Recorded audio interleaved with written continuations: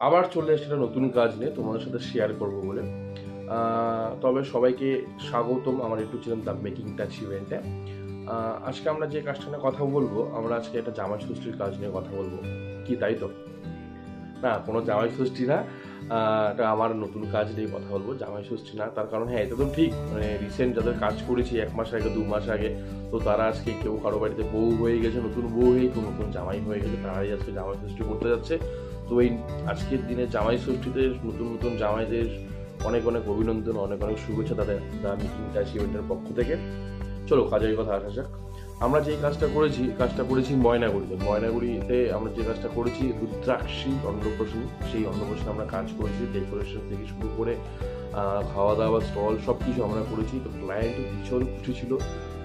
আমাদের খাওয়া দাওয়ার স্টলের খাওয়া দাওয়া সব কিছু, আমাদের ডেকোরেশন, আমাদের টিমের ম্যানেজমেন্ট, বিহেভিয়ার সব কিছুতে ক্লায়েন্ট ভীষণ খুশি ছিল। তো প্রত্যেকবারের মতো এবারও বলবো যে কাজটা দেখো, ভিডিওটা দেখে কমেন্ট করে জানিও কাজটা কেমন হয়েছে। এবং কারো যদি ইচ্ছে থাকে জানতে যে কাজটা কি বাজেটে করেছি, তারা আমাকে ডিরেক্ট ইনবক্স করতে পারো এবং নতুন কাজের জন্য বুকিং করতে পারো।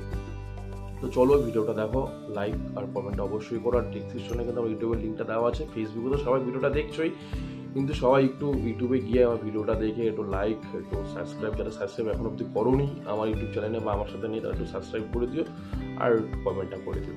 চলো টাটা, বাই বাই।